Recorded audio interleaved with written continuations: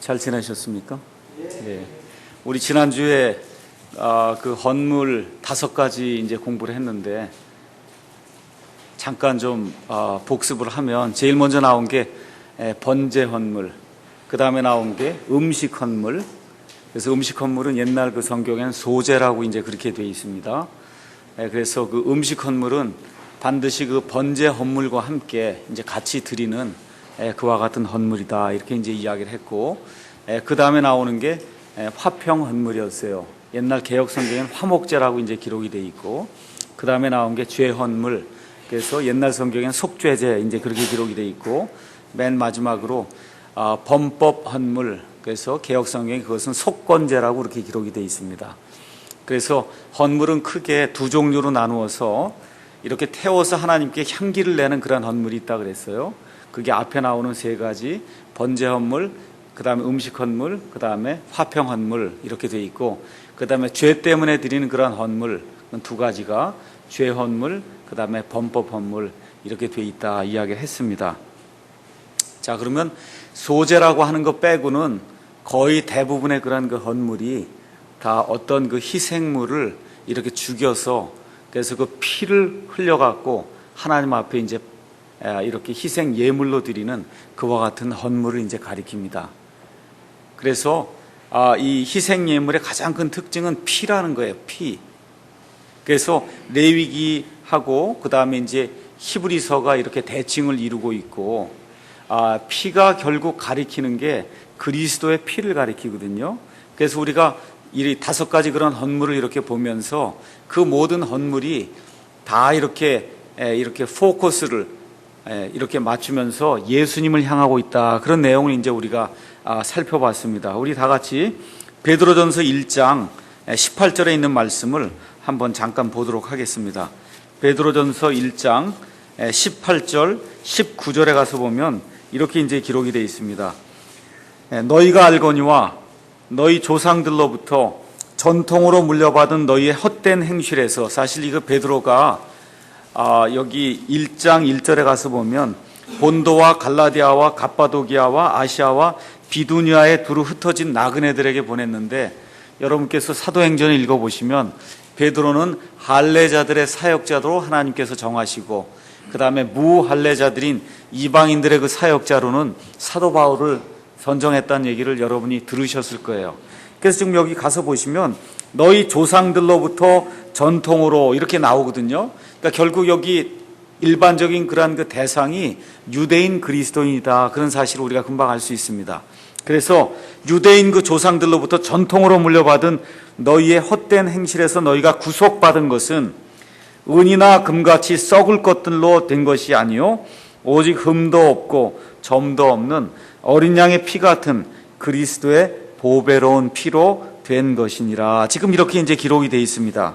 그 다음 구절도 이제 상당히 중요한데, 참으로 그분께서는 창세전에 미리 정하여졌을 때 이 마지막 때에 너희를 위해 드러나셨으며, 너희는 그분으로 말미암아 그분을 죽은 자들로부터 일으키시고 그분에게 영광을 주신 하나님을 믿으니 이것은 너희의 믿음과 소망이 하나님 안에 있게 하려 합니다. 해서 우리 예수님께서 이렇게 희생 예물로 정해지게 된 것이 지금부터 2000년 전에 하나님께서 계획해서 이렇게 이루어 놓으신 그런 일이 아니라 세상을 창조하시기 전에 하나님께서 그 일을 미리 정하셨다.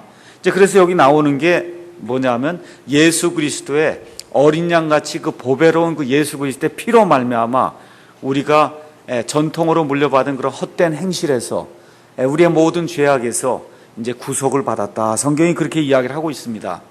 그래서 성경에서 가장 중요한 그와 같은 그 교리가 뭐냐 하면 예수 그리스도의 피에 대한 그런 교리입니다. 그래서 옛날에 저희가 근본주의가 뭐냐, 아니면 성경의 기초가 뭐냐, 아니면 우리가 예수 믿는 이러한 그 비블리시스트, 성경 신자라고 하는데, 그 성경 신자들이 믿는 이 5가지 그 근본 교리가 뭐냐, 옛날에 이제 우리가 한번 살펴봤습니다. 첫 번째가 성경의 축자 영감을 믿는다. 그래서 성경 창세기부터 시작해서 계시록까지 한 글자 한 글자, 모든 글자를 하나님이 숨을 불어 넣어 주셔서, 그래서 그 글자를 불어 넣어 주실 때도 오류가 없었고, 그 이후에 사람들의 손을 통해서 지금까지 이렇게 보존이 되어 왔는데 여기에도 오류가 없다. 이와 같은 그 성경의 축자 영감과 하나님의 그 섭리에 의한 그런 보존을 우리가 믿어요. 첫 번째 중요한 교리입니다. 그 다음에 이제 두 번째 교리가 뭐냐면 예수 그리스도의 처녀 탄생과 신성이라고 하는 그런 교리를 믿습니다. 우리는 예수님이 처녀에게서 태어났다. 이게 대단히 중요한 거예요. 이게 무너지면은 그러면 그리스도교가 성립이 안 됩니다.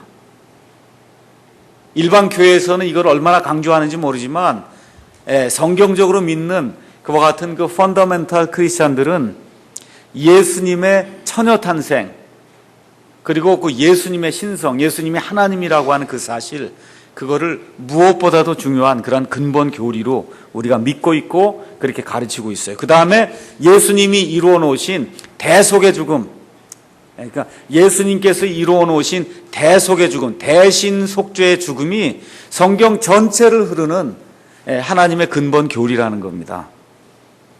그 다음에 이제 네 번째가 예수님께서 부활하신 것처럼 우리도 부활하신다, 부활한다라고 하는 그 예수님의 부활에 기초한 그러한 그 부활 신앙을 우리가 지키고 또 믿습니다. 그 다음에 맨 마지막으로 예수님께서 몸을 입고 하늘에 올라가셨다가 몸을 입고 다시 이 땅에 예루살렘에 올리브산에 구름을 타고 그대로 내려오실 줄로 우리가 믿습니다. 그래서 그 재림을 통해서 그래서 먼저 예수님 안에 있는 자들이 이렇게 휴거를 받고 그 다음에 예수님께서 땅에 오셔서 천년왕국을 이루셔서 온 땅을 치리하시고 그 천년이 끝난 이후에 새하늘과 새 땅을 이제 우리 하나님께서 만드시면서 영원한 세상이 이루어진다. 이런 걸 우리가 믿고 있어요. 그래서 여러분이 근본적인 5가지 교리를 얘기하라고 할 때 여러 가지가 있는데 요 5가지를 꼭 기억해 두시면은 이것 중에 하나를 걸고 넘어지면 이단이에요. 자, 그러면 이것 중에서 2가지가 예수님의 피하고 상관이 있어요. 그러니까 그 5가지, 물론 여러 가지가 이제 다 이렇게 조금씩이라도 이제 연관이 돼 있다 이렇게 얘기할 수 있지만 이 5가지 근본 교리 중에서 2가지가 직접적으로 예수님의 피하고 상관이 있습니다. 뭐냐 하면 예수 그리스도의 처녀 탄생, 그 다음에 예수님의 대속의 죽음. 그래서 이 2가지가 성경의 근본적인 그런 교리고 이 교리가 직접적으로 예수님의 피하고 연결이 되어 있습니다. 그래서 예수님의 피가 없으면 이 2가지 교리는 성립이 되지 않는다 그런 얘기입니다. 그래서 우리가 이제 번제 헌물, 그 다음에 음식 헌물, 그 다음에 화평 헌물, 죄 헌물, 범법 헌물, 요제 헌물, 거제 헌물 등등 뭐 여러 가지 그런 그 헌물들을 배웠잖아요. 그 헌물의 대부분이 희생물입니다. 희생물. 피를 흘려야 되는 거예요. 그래서 피 흘림이 없으면 죄들의 사면이 없다고 하는 것이 성경의 기본적인 법칙이라 그래서 이 모든 헌물들이 이렇게 초점을 지금 모으는 그 대상이 뭐냐면 예수님인데 그 예수님 가운데 특별히 예수 그리스도의 그 피에 대해서 성경이 계속해서 초점을 모아갖고 그러니까 여러분 이렇게 겨울이나 이럴 때 아니면 낮에도 우리 옛날에 어릴 때는 이렇게 돋보기 갖고 가서 그 다음에 이제 먹지 하나 갖고 가서 이렇게 돋보기로 이렇게 먹지 되면은 그러면 햇빛이 이렇게 쫙 이렇게 모이면서 거기가 타는 거 여러분 아시잖아요. 지금 아이들은 그런 거 하지 않을지 모르지만 옛날에 그런 거 갖고 장난을 많이 했거든요. 그러니까 성경이 그렇게 돼 있는 거예요. 성경의 창세기부터 시작해서 계시록까지 요게 이렇게 초점을 쫙 맞추면은 어디로 가서 딱 꼴이 나냐면 예수 그리스도의 피라고 하는 데로 가서 꼴이 나는 겁니다. 그게 에센스예요, 성경에. 자, 그래서 성경은 피에 관한 그런 책이다. 그렇게 이제 이야기하는 겁니다. 그래서 지금 성경은 지금 여러분 갖고 계신 거 보면 다 금색으로 이렇게 장정을 했는데 옛날 성경은 다 빨간색으로 했어요. 그게 예수님의 피를 상징하는 겁니다.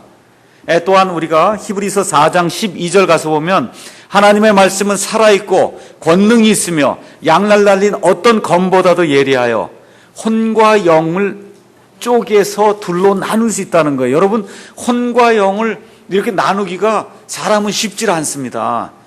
그러니까 현대 신학에서는 혼과 영은 같은 거다 해서 영혼으로 하나로 묶습니다.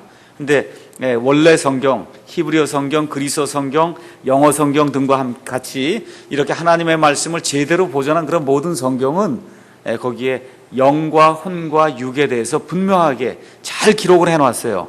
그걸 쪼개야 됩니다.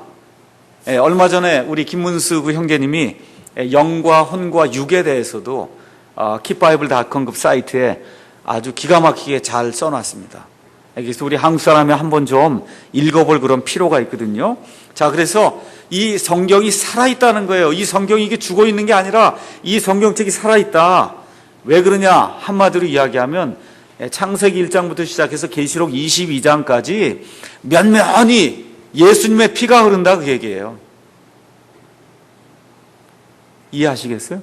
예수님의 피가 창세기 1장부터 계시록 22장까지 이 면들을 통해서 그래서 계속해서 처음부터 끝까지 예수 그리스도의 그 붉은색 피가 이렇게 흘러가고 있다 그 얘기예요. 그래서 그 피를 샘으로 삼아서 그 피에 가서 우리 몸을 적시게 되면 그러면 우리가 죄들에서 완전히 구속이 되는 그런 엄청난 그런 은혜가 이제 발생한다 그 얘기입니다.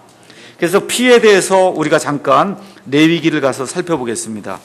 레위기 17장 11절 가서 보겠습니다. 그래서 저희가 헌물들을 공부했는데 헌물들 공부한 그 궁극적인 이유가 뭐냐? 예수님의 피가 뭐냐? 그걸 배우기 위해서 지금 공부한 거예요. 레위기 17장 11절 이는 육체의 생명이 피에 있기 때문이니라. 내가 이 피를 너희에게 주어 제단 위에 뿌려 너희 혼을 위해 속죄하게 하였나니 피가 혼을 위해 속죄하느니라.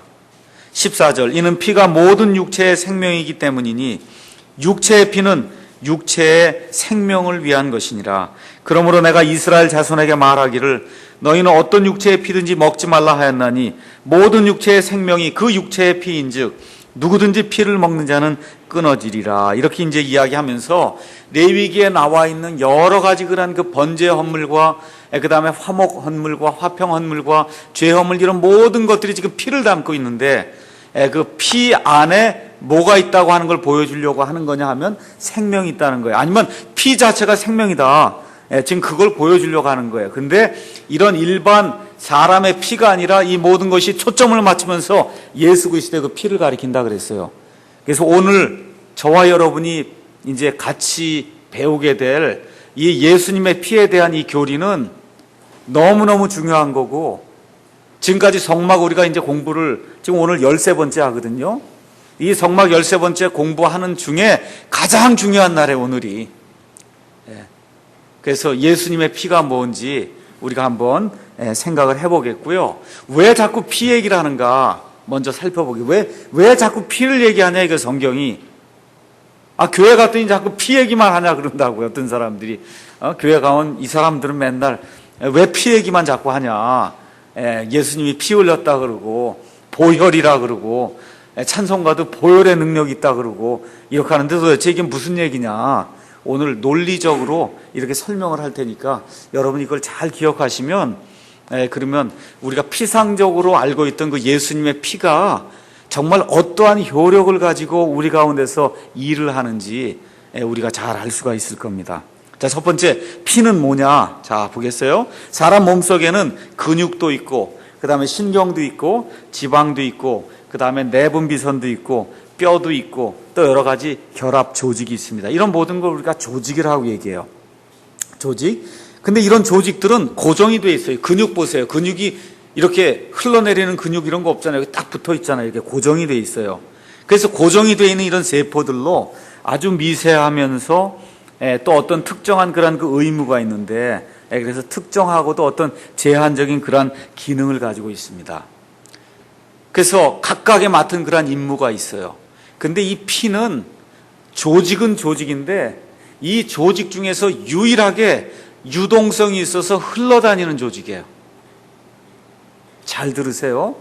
피는 여기 머리끝부터 발끝까지 우리 몸 안 닿는 데가 없어요. 실핏줄로까지 다 연결이 돼갖고 피는 움직이는 조직이다 그런 얘기입니다. 그래서 피가 하는 일은 뭐냐? 고정된 세포들에게 영양분을 공급해주고 또 세포가 활동을 하게 되면 그러면 쓰레기들이 나오거든요. 그래서 영양분 공급하고 쓰레기를 치워가는 그와 같은 역할을 하고 또 어떻게 되냐 하면 머리하고 저기 다리하고가 서로 연결이 되도록 만들어주는 유일한 조직이에요. 그러니까 피가 없으면 뭐가 안 된다고요? 영양분 공급이 안 돼요. 피가 없으면 또 노폐물 제거가 안 돼요. 피가 없으면 지체들끼리 연결이 안 돼요. 그래서 이와 같은 일을 하는 그러한 유일한 돌아다니는 유동성을 가진 그와 같은 그 조직이 피입니다. 그래서 사람 안에 피가 얼마쯤 있냐 하면 5리터가 있어요. 여러분, 우리가 물 사서 먹는 그 페트병이 0.5리터거든요. 그 0.5리터짜리 10개 정도의 그 양이 우리 몸속 안에 지금 들어가 있는 겁니다. 몸속에. 그래서 이 피는 심장이 펌핑을 해갖고, 심장은 딴 거 아니에요. 펌프거든요. 펌핑을 하면은 그럼 23초마다 우리 전신을 다 돌아다니면서 영양분을 공급하고 노폐물을 제거하고 그 다음에 서로 그 지체들끼리 연결되어서 기능을 발휘할 수 있도록 그렇게 이제 만들어주는 거예요. 그러니까 한마디로 피가 없으면 생명이 끊어지는 거예요. 그래서 우리가 사람이 죽는다 그 얘기를 하면 어떻게 되는 거예요? 심장이 멎는 거죠. 심장이 멎으면 사람이 죽는 거예요. 심장이 멎으면 어떻게 돼요? 피가 안 도는 겁니다. 그러니까 뇌는 기능을 안 해도 그 뇌사 상태라고 얘기해도 아직 죽은 거 아니거든요. 그렇잖아요. 근데 심장이 펌핑을 못해서 피가 돌지 않으면 뇌가 살아있어도 죽는 거예요. 그래서 육체의 생명은 피다. 지금 그렇게 이야기하는 겁니다. 그래서 피의 순환이 멈추게 되면 그러면 누구나 다 죽게 돼 있습니다. 자, 그래서 이 피가 대단히 중요한데 그래서 성경에서는 처음부터 끝까지 이 피에 대해서 자꾸 이야기를 하는데 그럼 이 피가 그럼 교리적으로는 이걸 왜 이렇게 우리가 이 피에 대해서 자꾸 이야기를 해야 되는가? 피에 의해서 모든 사람이 다 연결이 돼 있다는 겁니다. 이게 가장 중요한 거예요. 피에 의해서 모든 사람이 다 연결이 돼 있어요. 우리 창세기 2장 7절 가서 잠깐 보겠습니다. 창세기 2장 7절 가서 보시면 주 하나님께서 땅의 흙으로 사람을 지으시고 생명의 숨을 그의 콧구멍에 불어넣으시니 사람이 살아있는 혼이 되니라. 그 전까지 죽어 있었죠. 흙덩어리에 지나지 않았어요. 그런데 하나님께서 하나님의 생명의 호흡을 이렇게 불어넣으니까 사람이 살아있는 생명을 갖게 됐다 이거예요. 다른 이야기를 하면 피가 생겼다 그 얘기입니다. 제 말 이해하시겠죠? 살아있다 하는 얘기는 생명이 생겼다 그런 얘기죠. 맞죠? 그러니까 어떻게 됐다는 거예요? 숨이 들어오니까 심장이 펌핑을 시작했다 그 얘기예요. 탕탕탕탕 하고 뛰면서 피가 돌기 시작했다 그런 이야기입니다. 그래서 하나님의 영이 들어가니까 사람이 살아있어요. 그래서 생명이 생겼어요. 다시 말씀드리면 피가 생겼습니다. 그래서 하나님의 영에 의해서 피, 즉 생명이 생겨서 이 첫사람 아담이 살아서 움직이며 무언가 활동을 할 수 있는 그러한 살아있는 혼이 되었다고 지금 이야기를 하고 있습니다. 자, 그런데 하나님께서 주신 그러한 명령들을 아담이 직접적으로 이렇게 거역한 이후에 아담의 이제 그와 같은 사실을 우리가 타락했다 이제 이야기하죠. 그래서 아담이 타락한 그 이후에 사람은 죄 가운데 이제 태어나게 되고 오염이 되어 있고 그래서 에베소서 우리 잠깐 가서 보겠습니다. 에베소서 2장 1절에 이제 가서 보시면은 우리의 그 상태에 대해서 이렇게 기록하고 있습니다. 또한 그분께서 범법과 죄들 가운데서 죽었던 너희를 살리셨다. 지금 그렇게 이야기하고 있습니다. 그래서 범법과 죄들로 인해서 그 이후에 태어난 그런 모든 사람이 다 영적으로 죽은 상태에서 영은 있어요. 영은 그런데 영이 제대로 기능을 못해서 하나님과의 교통을 할 수 없는 그와 같은 상태로 다시 말씀드리면 아담의 타락 이후에는 아담이 원하면 하나님과 대화할 수 있었어요. 교통이 가능했어요. 하나님 말씀하시면 들었어요. 네 그랬어요. 지금 그런 사람 없습니다. 지금은 하나님의 말씀을 듣거나 하나님 말씀을 읽거나 아니면 기도하는 가운데 성령님을 통해서 하나님과 교통하는 그런 일은 있어도 직접적인 대화를 하거나 직접적인 교통을 하는 그런 일은 없다는 거예요. 그래서 그 결과 이 아담의 이 부패한 그런 피로 말미암아 그 이후에 태어난 모든 사람은 서로 연결이 되어 있습니다. 자, 자, 그게 무슨 얘기냐? 한번 가서 보겠습니다. 사도행전 17장 26절 보겠어요. 사도행전 17장 26절. 거기 가서 보니까 또 그분께서 사람들의 모든 민족들을 한 피로 만드사 온 지면에 거하게 하시고 미리 작정하신 때와 그들 위한 거주의 경계를 정하셨다. 그래서 이 땅에 태어나는 모든 사람들은 한 피를 공유하게 돼 있습니다. 그 한 피가 누구의 피예요? 아담의 피예요. 아담의 피. 그래서 아담의 피를 공유하게 됐어요. 근데 아담의 피를 공유했는데 아담이 타락하기 전에 그 피를 공유했으면 영원히 살 텐데 타락했기 때문에 그래서 그 피에 부패가 생기기 시작했습니다. 자, 창세기 5장 3절에 가서 보면 아담이 130년을 살며 자기 모양대로 자기 형상에 따라 아들을 낳아 그의 이름을 셋이라 하였더라. 그래서 처음에 하나님이 아담을 만드셨을 때는 하나님의 형상과 하나님의 모습으로 만들어졌는데 타락한 이후에 아담이 아들을 낳았는데 그 낳은 그 아들부터는 다 아담의 형상과 아담의 모습을 따라 아담의 타락한 그와 같은 피를 가지고 이 땅에 태어나게 됐다. 그런 얘기입니다. 그래서 이 땅에 태어나는 모든 사람은 아담 안에서 공통된 그런 기원을 갖습니다. 그래서 아담하고 연결이 되어 있다는 거예요. 그걸 보여주는 게 뭐냐 하면 로마서 5장입니다. 잠깐 보겠습니다. 로마서 5장 12절부터 14절에 있는 말씀, 이거 상당히 중요한 내용이기 때문에 우리가 잘 보도록 하겠습니다. 그러므로 한 사람으로 말미암아 죄가 세상에 들어오고 죄로 말미암아 사망이 들어왔나니 이와 같이 모든 사람이 죄를 지었으므로 사망이 모든 사람에게 임하였느니라. 자, 율법이 올 때까지 죄가 세상에 있었으나 율법이 없을 때에는 죄를 죄로 인정하지 아니하였느니라. 그럼에도 불구하고 아담으로부터 모세까지 아담의 범죄와 같은 종류의 죄를 짓지 아니한 자들 위에도 사망이 군림하였는데 아담은 오셔야 할 분의 모형이니라. 이렇게 지금 이야기를 하고 있습니다. 자, 그러면 죄로 말미암아 뭐가 들어왔다고요? 지금 사망이 들어왔습니다. 그렇죠? 그런데 지금 여기서 이야기하는 사망은 몸의 사망을 얘기하는 거예요. 이걸 잘못 이해하면 여러분 사망이 들어와서 둘째 사망이 들어간다. 이렇게 되면 큰일 납니다. 그 얘기는 무슨 얘기냐면 아담의 죄 때문에 내가 영원히 지옥 불속에 가서 죽는다는 거예요. 그런 일은 있을 수 없어요. 그런 일이 있을 수 없어요.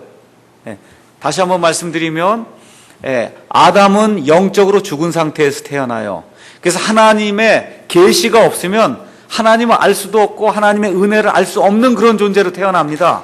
근데 하나님께서 사람을 사랑하시기 때문에 이 땅에 태어나는 모든 사람에게 하나님을 알 수 있는 그러한 자연의 계시도 주시고 양심도 주시고 그래 하나님을 찾을 수 있는 그런 길을 누구에게나 보여주신단 말이에요. 근데 사람이 거기에 반응을 하지 않고 나는 싫습니다 하고 그리고선 하나님을 거부하게 되면 그럼 그 사람의 죄로 말미암아 그 사람은 영원히 지옥 불속에 가는 거예요. 그래서 여기 나와 있는 죄로 말미암아 사망이 들어왔다 그 얘기는 앞뒤 문맥상 잘 보세요.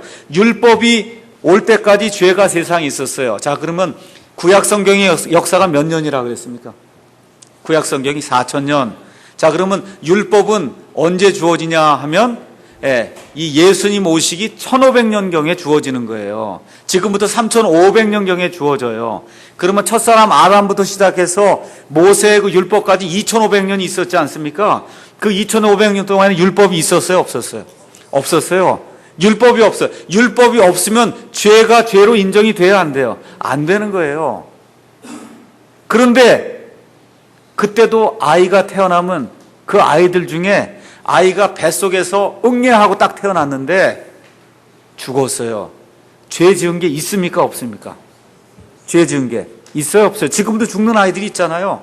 그렇죠? 죄 지은 게 없는데 왜 죽을까요? 그래요. 지금 여기 로마서에서 지금 사도 바울이 이끌어내려고 하는 거는 이렇게 사람이 다 육체적으로 죽는다. 왜 죽냐? 아담하고 연결이 되어 있기 때문에 죽는다 그 얘기예요.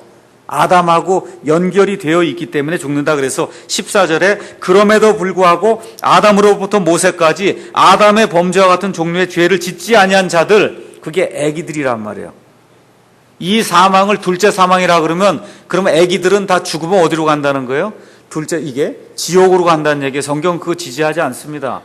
그래서 이 아이들이 충분한 그런 인지 능력이 생겨서 예수님의 이 복음이 들려올 때 그거를 의지적으로 반응하는 그런 같은 그 나이가 이르기 전에 아이들이 죽거나 정신지체하러 죽거나 복음을 이해하지 못하는데 어떻게 하나님이 그걸 지옥에 넣을 수 있어요? 그런 일은 불가능합니다. 그래서 이와 같은 아이들, 정신지체아들, 이런 아이들 위에도 사망이 임했다는 거. 이걸 다 봐서 여기 나와 있는 사망은 이건 육체의 사망을 이야기하는 거지 절대 이게 둘째 사망을 이야기할 수 없다. 그래서 사도 바울이 지금 이야기하려고 하는 그 포인트가 뭐냐 하면 아담 안에서 공통된 그와 같은 기원을 갖는다는 거예요.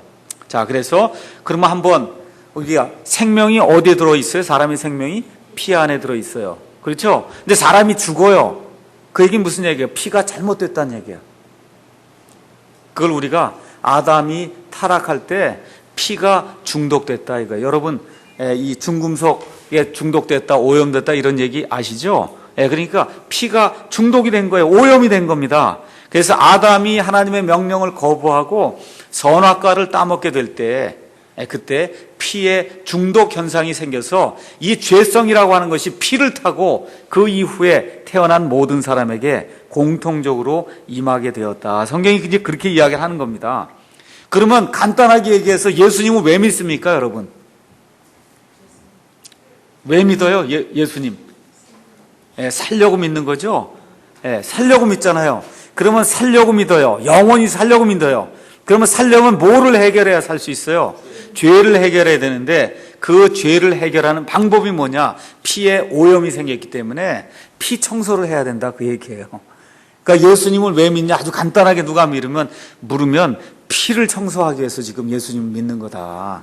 피 청소. 이 오염이 돼갖고 이게 썩을 피가 됐고 말았다는 거예요. 그래서 썩지 아니할 그런 피를 가져서 그래서 그 생명이 영원토록 유지가 되면 그러면 우리가 영원히 살 수 있다 그 얘기입니다. 그러니까 피를 청소하려고 하니까 뭐가 필요해요? 수혈을 받아야 된다 그런 얘기예요. 수혈 아시겠죠?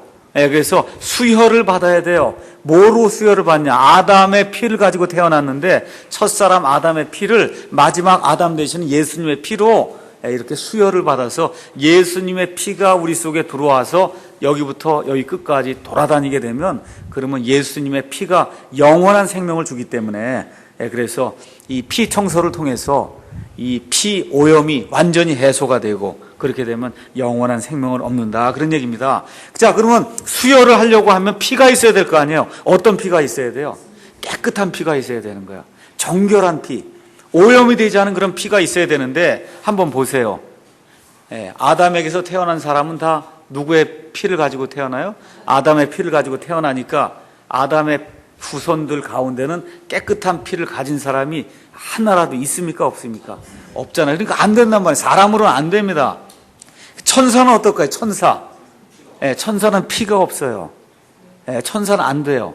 그렇잖아요. 식물도 안 됩니다. 그러면 짐승만 되는 거잖아요. 그 짐승은 피가 그 안이 깨끗하기 때문에 그래서 이 속죄를 할 수 있긴 있는데 이게 사람보다 열등한 존재잖아요. 그렇잖아요. 그러니까 하나님께서 시청과 교육과 모형으로는 짐승의 피를 쓰실 수가 있었지만 영구히 그 짐승의 피가 사람의 피를 완전히 이렇게 깨끗하게 하는 그 일은 할 수가 없었다는 겁니다.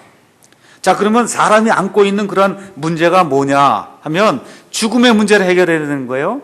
죄의 문제를 해결해야 되는 거예요. 그걸 하기 위해서는 깨끗하고 정결한 그런 피가 필요하니까 어떻게 이 하나님이 그 일을 하시느냐 하면 하나님께서 자신이 이 우주 공간에 깨끗한 피를 가진 존재는 아무도 없는 거예요. 그러니까 누구만이 하실 수 있냐? 하나님만이 하실 수 있어요. 근데 그 하나님이 이 땅에 오셔서 뭘 입으셔야 되냐? 사람의 몸만을 반드시 입어요. 다른 거 입으면 안 됩니다. 짐승의 몸으로 와도 안 되고 천사의 몸으로 와도 안 되고 반드시 사람의 몸으로 오셔야 돼요.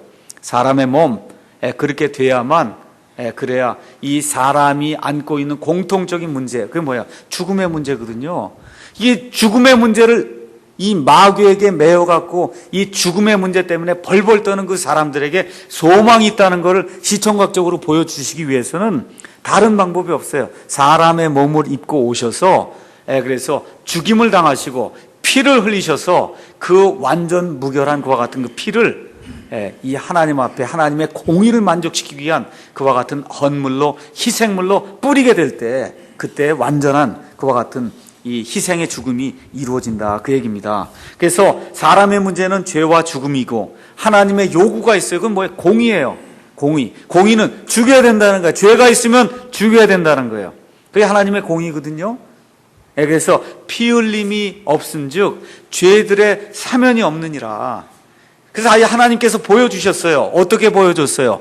아담과 이브가 쫓겨날 때 가죽옷을 지어주심으로 말미암아 짐승의 피를 흘려서 가죽의 옷으로 이 부끄러운 데를 가리게 하심으로 말미암아 하나님께서 아예 처음부터 시청각적으로 보여준 거예요. 죄가 있으면 죄 없는 게 죽어서 피를 흘려야만 된다. 그게 이제 하나님의 방법입니다. 자, 그러면 문제가 사람으로 오시긴 오셔야 되는데 어떤 문제가 있느냐? 사람으로 오시긴 오셔서 이 사람의 육체를 입긴 입어야 되는데 사람의 피를 갖고 오면 안 되잖아요. 그렇죠? 그러니까 뭐가 필요한 거냐면 처녀 탄생이 필요했던 거예요. 그래서 처녀 탄생이 필요했던 거예요. 처녀 탄생. 자, 한번 봅시다. 히브리서 2장 9절 가서 보세요. 여기 히브리서 기자가 사도 바울이 이 예수님이 사람의 몸을 입고 와야만 된다고 하는 그 당위성과 그 필요성을 지금 여기서 이야기하고 있습니다. 2장 9절. 자, 다만 예수님을 보노라. 그분께서 죽음의 고난을 당하시려고 천사들보다 조금 낫게 되셨다가 영광과 존귀로 관을 쓰신 것은 하나님의 은혜로 말미암아 모든 사람을 위하여 죽음을 맛보려 하십니다. 그러니까 예수님은 천사가 될 수 없어요. 천사의 몸으로 올 수 없습니다. 짐승으로도 올 수가 없어요. 어떻게 와야 돼요? 반드시 사람의 몸만 입고 와야 된다 그 얘기입니다. 14절. 그런즉 자녀들은 살과 피에 함께 참여한 자들이므로 그분도 마찬가지로 같은 것에 일부를 취했다는 거. 이거 대단히 중요한 얘기입니다. 이게 킹제임스 성경에만 이렇게 기록되어 있어요. 이 땅에 태어나는 모든 사람이 뭐를 갖고 태어나요?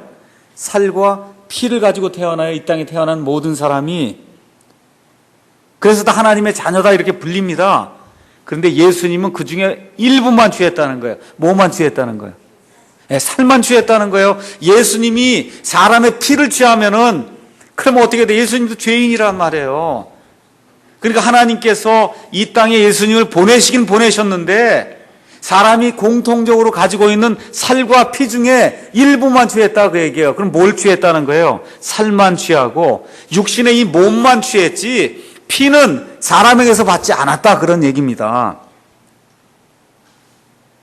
이것은 그분께서 죽음을 통해 죽음의 권능을 가진 자 곧 마귀를 멸하시고 일단은 마귀를 멸하려고 하는 거예요. 뭐를 가지고? 죽음을 가지고. 그래서 이 죽음을 통해서 부활하심으로 말미암아 15절 또 죽음을 두려워하여 평생도록 속박에 얽매인 자들을 건져내려 하십니다. 그렇게 이야기를 했어요. 그러니까 죽어야 돼요. 피를 흘려야 돼요. 근데 천사는 죽을 수 있습니까? 없습니까? 그러니 천사는 영원히 죽을 수가 없어요. 그래서 그 16절 얘기가 그분께서는 자기 위에 천사들의 본성을 취하지 아니하시고 자기 위에 아브라함의 씨를 취했다는 거예요. 그러니까 사람이 됐다는 거야. 천사가 되지 않고 사람이 됐다. 왜 그렇게 하려고요? 죽기 위해서. 자, 그래서 이제 그 내용들을 이제 그러면 어떻게 이런 일이 가능합니까? 몸은 사람에게서 취하고 피는 사람에게서 취하지 않으려면 어떻게 해야 되느냐? 제가 거기 나와 있는 밑에 있는 내용을 이제 읽어줄게요. 그 내용은 유명한 그 의학 사전에서 이제 발췌한 겁니다. 잘 들으세요. 이제 남자에게서 나온 정자라고 하는 그 씨하고 여자에게서 나온 그 난자가 결합을 하면 그 순간에 우리가 수태가 됐다 그렇게 얘기를 합니다. 우리 옛날 개혁 성경으로 얘기하면 잉태가 되는 거예요. 잉태가 되는 그 순간부터 사람입니다. 그래서 우리 한국 나이가 맞는 거예요. 한국 사람 한 살 더 하잖아요. 그 나이가 맞는 거예요, 원래. 그 나이가. 우리는 한 살 더하는 게 뱃속에서 엄마 뱃속에서 수태가 된 그 순간부터 사람이에요. 그러니까 여기 9달 있다 나오니까 1년 더 해주는 게 그게 맞는 거거든요. 자, 그렇게 해서 산모 안에 이제 태아가 생기게 되는데, 산모의 자궁에서 자라나고 있는 태아는, 잘 들으세요, 모체로부터 단 한 방울의 피도 받을 필요가 없다. 잘 들으세요. 정자하고 이렇게 난자가 딱 결합이 되면 그 순간에 이 배아가 이제 생긴단 말입니다. 태아가 이제 생겨난다 그 얘기예요. 우리 생각엔 그럼 피는 엄마에게서 오겠구나, 아니면 뭐 아버지에게서 오겠구나. 그게 아니다 그 얘기입니다. 산모는 자기의 자궁 내에서 점점 자라나고 있는 태아가 몸을 제대로 형성할 수 있도록 영양분은 공급해요. 뭘 통해서? 탯줄을 통해서 영양분은 공급하지만, 잘 들으세요, 태아에게 있는 모든 피는 수태가 되는 그 순간, 그 이후부터 태아 자신에게서 형성이 되는 거예요. 물론 혈액형은 엄마하고 아버지의 유전자에 의해서 혈액형은 결정이 되지만 피 자체는 엄마가 주지 않습니다. 하나님이 그걸 그렇게 만들어 놓으셨어요. 이렇게 만들지 않으면 처녀 탄생이 불가능해요. 그래서 정자와 난자가 만나 수태될 때부터 태아의 출생 때까지 단 한 방울의 피도 산모로부터 태아에게 전달이 되지 않는다. 그러니까 여러분 이렇게 생각하시면 돼요. 닭이 계란을 낳습니다. 계란. 그 계란이 난자예요. 난자. 아시겠죠? 거긴 아직 핏줄이고 뭐고 아무것도 없어요. 계란에 핏줄이 있으면 여러분 어떻게 그거 먹겠습니까? 그렇잖아요. 이게 그런 상태예요. 이 상태에 정자가 딱 들어가게 되면 조금 있다가 어떻게 돼요? 피가 생겨나는 거예요. 집에 가서 한번 해보셔도 괜찮습니다. 잘 들으세요. 난자라고 하는 게 계란 알입니다. 그 알, 거기에 수컷의 정자가 들어가면 조금 시간이 지나면서 거기가 빨갛게 핏줄이 생겨난다 그 얘기예요. 엄마가 피를 넣어주거나 아빠가 피를 넣어주는 게 아니다 그 얘기예요. 왜 이 일이 필요했냐 하면, 뭘 하기 위해서? 처녀 탄생을 이루기 위해서는 반드시 이 일이 필요한 거예요. 그러니까 우리 예수님의 경우에는 어떻게 됐어요? 마리아의 몸에서 성령님에 의해서 수태가 됐다. 성경이 그렇게 이야기를 하는 겁니다. 그렇죠? 마태복음 1장 20절 우리가 확실하게 한번 확인을 하고 넘어가겠습니다. 마태복음 1장 20절. 이제 요셉이 자기하고 이제 이 정혼한 마리아가 아기를 갖다 이 얘기를 들으니까 이게 큰일 난 거 아닙니까? 그래서 고민하고 있을 때 20절, 그가 이 일들을 생각할 때 보라, 주의 천사가 꿈에 그에게 나타나 이르되, 너 다윗의 자손 요셉아, 내 아내 마리아 데려오는 것을 두려워하지 말라. 그녀 안에 수태된 이는 성령님으로 말미암았느니라. 성령님으로 말미암았다는 거예요. 그럼 잘 들으세요. 예수님이 수태가 딱 되는 순간에 그 순간부터 자라날 때 그 영양분은 누가 줘요? 마리아가 주는 겁니다. 마리아가 주는 거예요. 근데 그 수태가 되는 그 순간, 그 순간에 이제 수태가 됐단 말이에요. 그 순간에 피가 형성이 되는데 그 피는 마리아에게서 한 방울도 안 온다 그 얘기입니다. 그럼 예수님의 피는 누구의 피예요? 하나님의 피다 그 얘기예요. 하나님의 피예요. 이게 깨지면은, 그래서 이 현대 인본주의자들이 계속해서 주장하는 게 예수님은 목수의 아들이고 예수님은 요셉의 아들이고 뭐 이렇게 얘기하면서 계속해서 뭘 주장하려고 하는 거냐 하면 처녀 탄생을 부인하려고 하는 거예요. 계속해서. 이 처녀 탄생의 교리가 깨지면 기독교는 완전히 무너집니다. 그러면 예수님은 사생아가 되고 마는 거예요. 그렇게 되면 어떻게 돼요? 예수님 피 안에도 부패되는 그와 같은 형질이 있어서 우리 예수님도 첫사람 아담과 동일한 그와 같은 부패의 피를 갖게 된다. 그런 얘기입니다. 그래서 하나님의 방법은 뭐냐 하면, 여자를 창조하실 때 하나님께서는 여자로부터 피가 여자의 후손에게 이렇게 직접 전달이 되지 않도록 그렇게 만드셨어요. 그 이유가 뭐라고요? 처녀 탄생이 가능하도록 하기 위해서. 근데 우리는 피상적으로 이게 이렇게 아기가 이제 잉태가 되면 엄마에게서 피가 가겠군 이렇게 생각하잖아요. 하나님은 이렇게 치밀하게 만들어 놨습니다. 그래서 아담의 자손이면서도 죄 없는 피를 갖고 있는 그 예수님을 나중에 하나님께서 출생시키도록 하기 위해서 그래서 하나님이 어떻게 했냐면 그분의 육신은 아담으로부터, 다시 말씀드리면 마리아로부터, 그 육신은 이렇게 오는 건데 피는 다른 근원에서, 어디에서? 성령님에게서 오는 그와 같은 방법을 준비하신 겁니다. 자, 그래서 로마서 가서 우리가 한번 잠깐 살펴보겠습니다. 로마서 1장 3절에서 4절 가서 보시면 이렇게 기록이 되어 있습니다. 1장에 3절, 자신의 아들 예수 그리스도 우리 주에 관한 것이라 하면서 이 복음이 그분께서는 육체로는 다윗의 씨에서 나셨다. 아까도 히브리서에는 아브라함의 씨를 입었다. 그렇죠? 그래서 육체로는 아담의 그와 같은 그 몸을 가지신 겁니다. 육체로는. 그런데 그 다음에 가서 보니까 거룩함의 영으로는, 하나님께서 구별시켜 놓은 그와 같은 그 영으로는 죽은 자들로부터 부활하심으로써 하나님의 아들로 권능 있게 밝히 드러나셨다. 지금 그렇게 이야기를 하는 거예요. 그래서 여기 이야기하는 그런 내용들, 그걸 여러분이 기억을 하시고, 자, 그러면 많은 사람들이 그렇게 치밀하게 그렇게 하나님께서 사람을 만드실 때 그것까지 고려하셨냐? 그러면 하나님께서 이와 같은 일을 언제 작정하셨을까? 이거에 대해서 의문이 이제 생기지 않겠습니까? 자, 하나님이 아무 생각 없이 아담과 이브를 딱 만들어 놨는데 아담과 이브가 죄를 졌단 말이에요. 그러니까 그 순간에 하나님이 아이고 안 되겠구나. 이렇게 해서 이거를 만드셨냐, 이런 방법을. 그렇게 되면 그게 임시 방편의 방법이거든요. 성경은 그렇게 이야기하지 않습니다. 이와 같은 모든 계획이 하나님의 지혜 속에서 창세 전부터 존재했다는 거예요. 가서 읽겠어요. 계시록 13장 8절.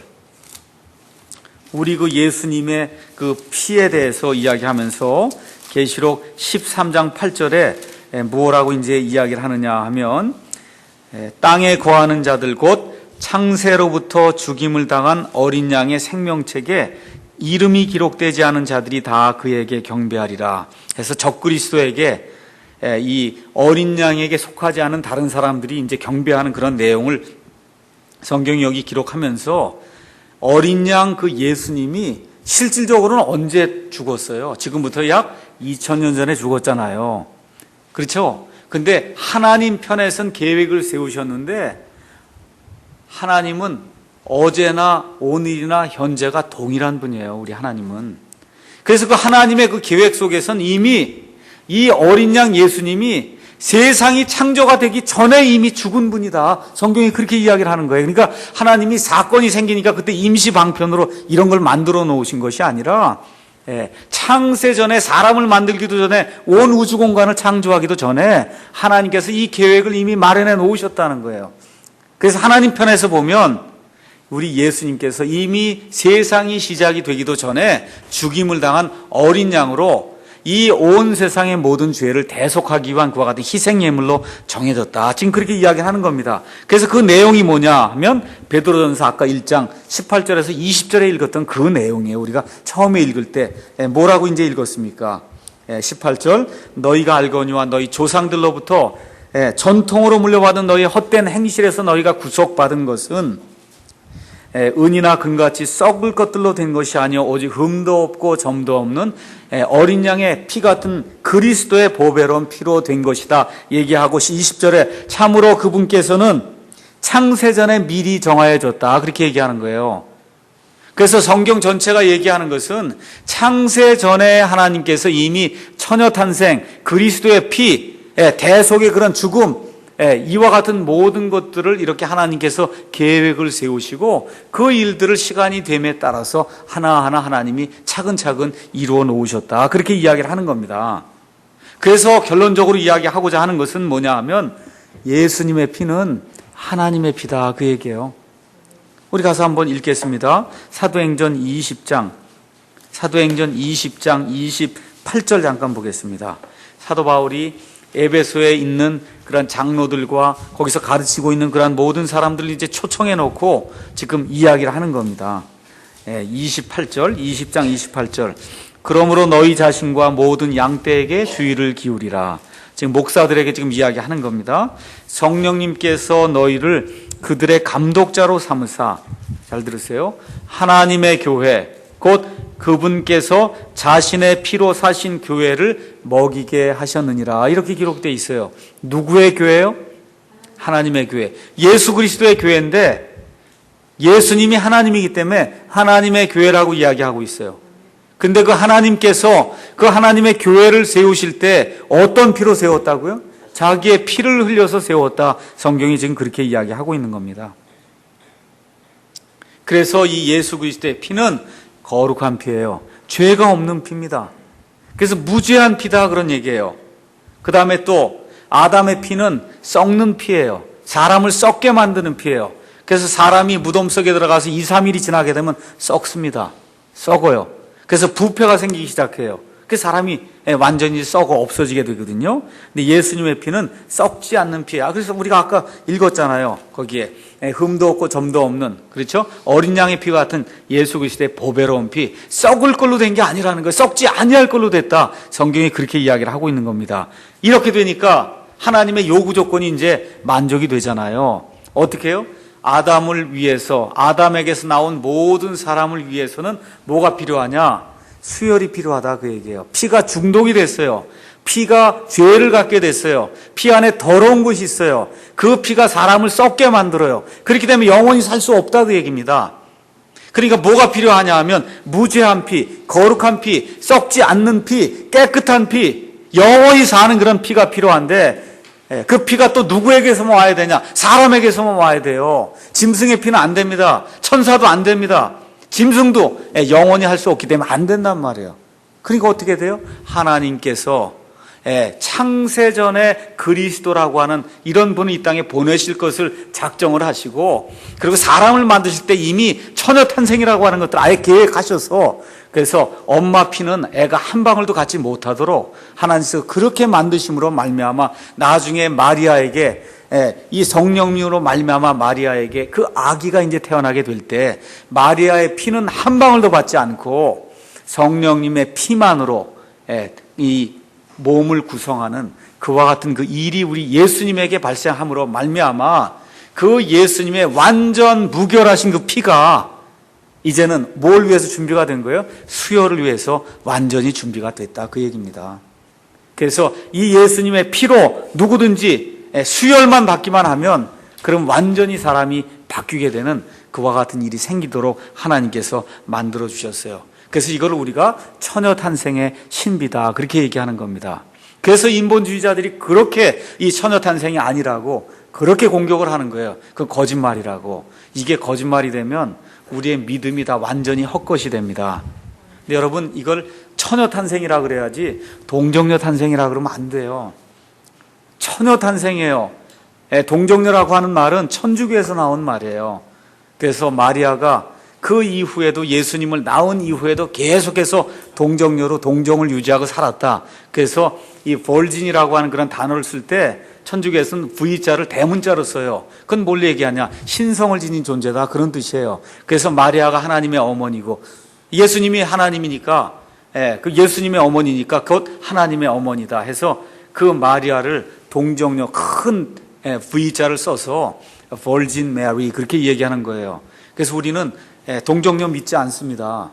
뭘 믿냐 하면 처녀가 맞는 말이에요. 처녀. 그래서 그 처녀 탄생의 이 교리를 우리가 근본적인 5가지 핵심 교리 중에 하나로 우리가 이제 믿는 겁니다. 그래서 이제 저와 여러분이 이렇게 번제 헌물, 그 다음에 화평 헌물, 죄 헌물, 속죄 헌물, 그 다음에 범법 헌물, 뭐 등등 이런 것들을 공부하면 결국 뭐로 이어지냐 하면 피로 이어지는데 왜 하나님께서 피 흘림이 없은즉 죄들의 사면이 없느니라라고 하는 그 말씀이 도대체 무엇인가? 이게 뭘 가리키고 있다고? 초점이 다 예수님의 피를 가리키고 있어요. 그 피가 완전 무결한 거룩한 피가 되도록 하기 위해서 하나님께서 처녀탄생이라고 하는 그와 같은 신비한 메커니즘도 이미 만들어 놓으셨다. 이 내용을 기억하시고 다음 시간에 예수님의 그 피의 그 효력이 어떤 것인가 우리가 살펴보도록 하겠습니다.